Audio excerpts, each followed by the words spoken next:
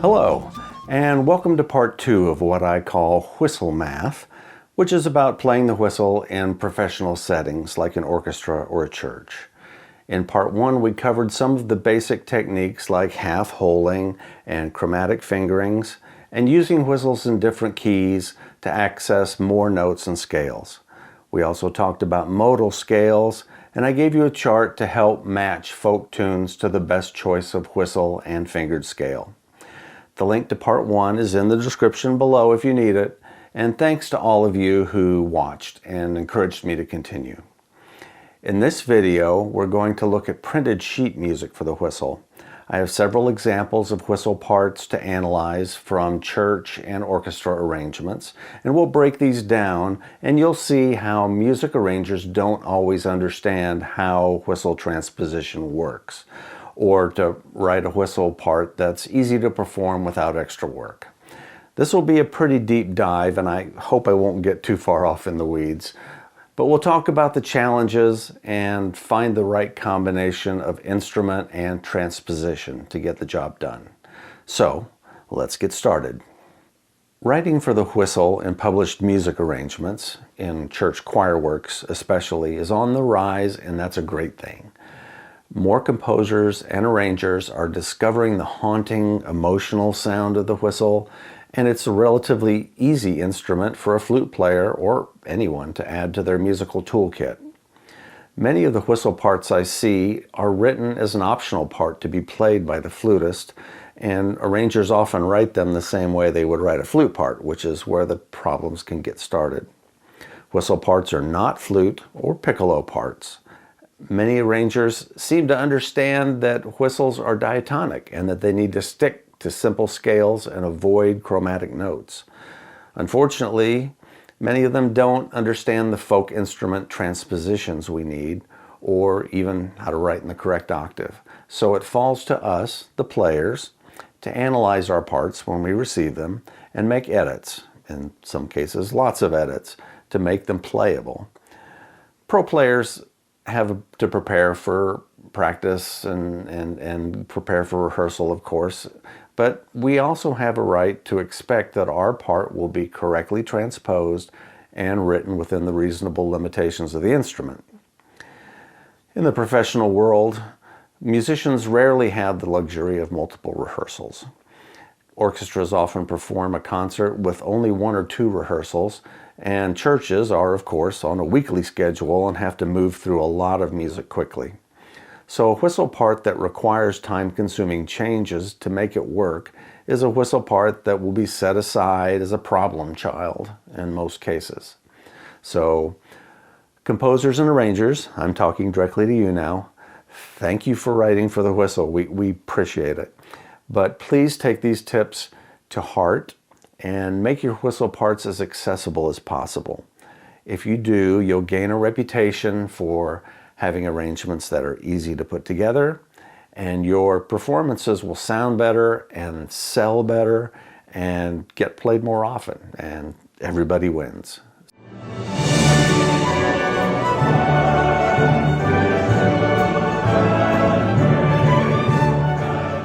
Let's start with an easy one. Dan Forrest's arrangement of Joy to the World. The part is written for piccolo or D whistle. The piccolo and the standard D whistle sound in the same octave with no transposition, so we can play it as written. And of course it's in the key of D, so no problems there. Dan really knows how to write for the whistle and how to notate it in a friendly way. There are quite a few high Ds, which you don't typically see in Celtic folk tunes, but that's doable. In fact, the entire part is written in the upper octave, which is a clever choice considering the big sound of this arrangement. You probably won't even need a microphone. The ornamentation, aka grace notes, even those are pretty usable. He's trying to emulate the Irish style while making it accessible to classical players also. And you can see there are a few bars of double tonguing. And this is a useful technique which you should try to learn. It's probably easier on the whistle than any other wind instrument. Let's talk about double tonguing for a moment. When you start a note with your tongue, what you'll want to do is use the T sound tip of your tongue on the top of your mouth. You really don't want to touch your tongue to the mouthpiece, but just touch the top of your mouth with the tongue. T, ta, ta, ta. Now, when you want to double tongue, what we do is start with the T sound and then we add a K sound. So T sound, tip of the tongue, K sound, back of the tongue. Ta, ta, ka, ka. Ta, ka, ta, ka. That's the way you'll alternate it. And with a little practice, you can start speeding that up. And pretty soon it's very useful, both for folk tunes and for written whistle arrangements.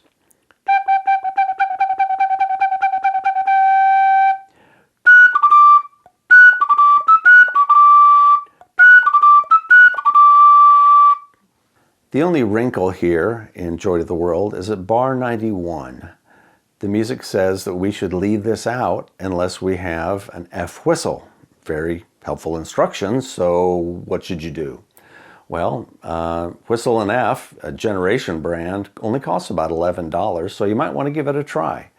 Of course, we'll have to transpose these bars, but it's not too hard. The C natural becomes an A, etc. This arrangement is an excellent example of writing a whistle part, so A+ in my book. Let's look at another straightforward case. This is Celtic Laud by Craig Courtney. Beautiful song and arrangement. This part is actually labeled flute, but it sounds fantastic and authentically Celtic, played on a whistle. Our first challenge is at the beginning, up to measure 33. It's written in the key of C with no accidentals or chromatic notes, so we can play this on our C whistle. High whistles sound an octave higher than a flute, so we'll have to transpose it up a step for the C whistle, but also down an octave. So this first note, A, will actually be a low octave B on our C whistle. If you're not experienced at transposing on site, you'll have to write these first 4 lines out. It's some work, but it's not too time consuming. The good news is that starting at bar 42, you can play the rest on your trusty D whistle. And we have a nice 8-bar rest to change whistles. There's one C natural in bar 43, but then we're in D for the rest of the way, and of course we still play an octave down. No chromatic notes, nothing too high or too low, and all very natural sounding and idiomatic on the whistle. I always enjoy playing this one. You will need a microphone for this one, since a lot of it is in the low octave, especially the ending.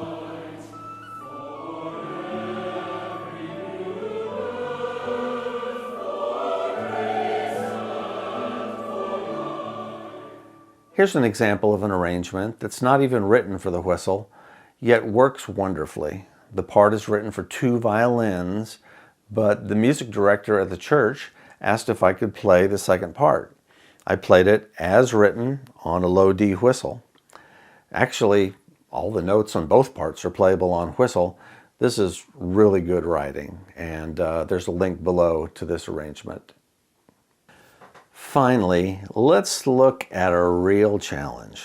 This piece, Tidings of Joy by Joseph M. Martin, is a beautiful work and a large-scale one. The runtime is nearly 45 minutes, and the flute/whistle part is 26 pages long.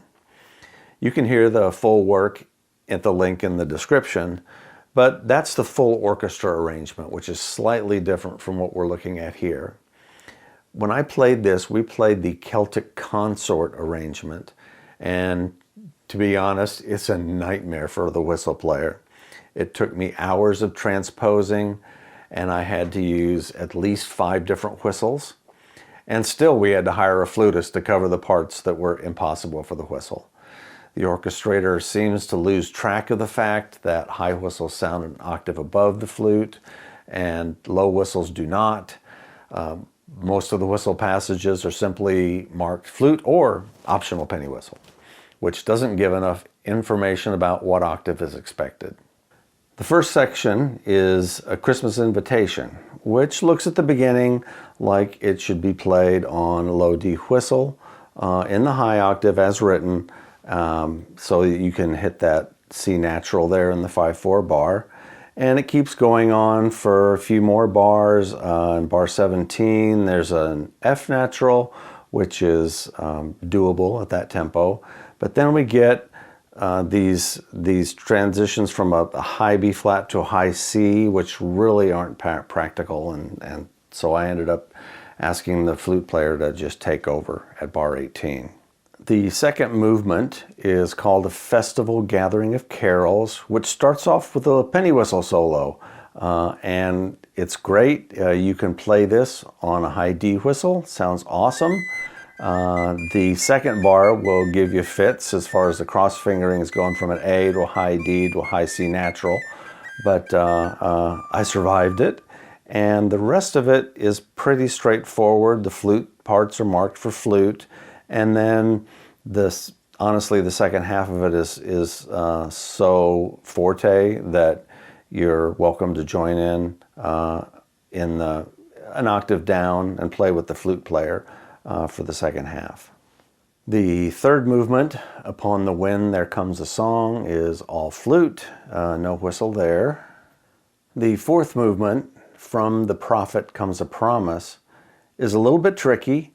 There's a couple of ways to handle the key of F. One way is to play it on an F whistle, which you would transpose that. You'd play it in the key of D on an F whistle. Another way is to play it in the key of G on a C whistle, which is what I chose to do here. And I just wrote in the transpositions into the part, and it's relatively diatonic, so it wasn't too hard to handle, just from the beginning up to bar 36, where the flute takes over.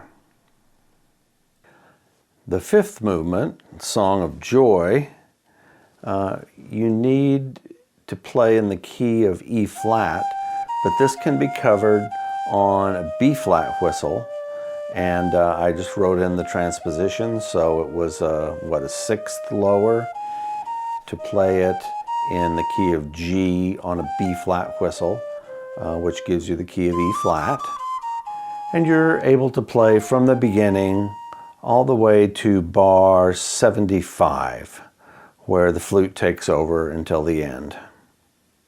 The next movement is Comfort and Joy, which I tried several ways to deal with this. It's written in the key of G, but there are several tricky chromatic fingerings in it. So I ended up settling on a low G whistle, and I was able to avoid some of the cross fingerings and octave substitutions that way. You can see when I got to bar 29, there was an A sharp there I had to write in a special finger for. Of course, chromatic fingerings aren't going to be exactly the same on every whistle. The acoustics are just different, so you have to fish around for a usable fingering. And this goes by pretty quickly, so I had to make sure I was on my game with the chromatic fingerings. And you can play from the beginning all the way up to bar 53 before you have to hand it off to the flute again. The next movement is Look to the Silver Sky, and high D whistle here was the best solution for me. Played down an octave because of the dynamic. It's marked piano, and we can play softer in the low octave of a high whistle than we can in the high octave of a low whistle. But of course we had to substitute some octaves, as you can see in halfway through bar 12, just as needed. Where the flute switch is marked in bar 36 makes no sense, because obviously it's needed in bar 31. We learned that pretty quick. The whistle can come back in these pickups leading into 54 and play to the end, although it's really not critical or very advantageous to have the whistle sound until that last entrance in 82. So this piece took a lot of work, and in the end, it still required 2 people to play 1 printed part. So that's just sloppy. It feels like the whistle part was an afterthought with little or no consideration for the strengths or limitations of the instrument.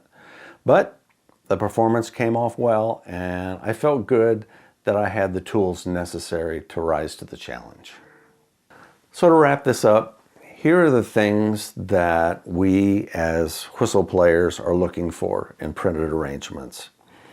We want to see scales and modes that fall well on our diatonic instrument. We need the arranger to understand that cross fingerings and half holing are okay at a slow tempo, but impossible at fast tempos. They sound sloppy and it's out of tune. Next, we want you to notate the music in the whistle's fingered key. So you only write in concert pitch when it can be played on a D whistle. Otherwise, you transpose it for the whistle that's required. If you move to a key that requires a different whistle, then you need to give the player time to switch. It's just the same as a brass mute or changing to a double in the woodwinds. Next, do not write or expect large dynamic changes. A whistle is a simple fipple flute, we call it, like a recorder, and it doesn't have a large dynamic range. Our airstream is how we choose octaves and how we hold intonation. So we have to maintain that airspeed to hold the note steady. You can have it loud and high, or you can have it soft and low. That's it. Not much room for crescendos or decrescendos. Just keep that in mind. So I would encourage you, if you want to write for whistle or arrange for whistle, go meet with a whistle player and see what's possible and how you can get the style you want. There's ornamentation things that are fantastic to learn about, and as you would with any instrument, I've just been recently learning more about writing harp parts, and you watch some YouTube videos or go visit your local harp player. You can do the same thing with the whistle. So thank you all for spending some time with me. Hope you learned something. If you have a question, ask it in the comments. I will answer as quickly as I can. Thank you, and let's look forward to some more whistle videos.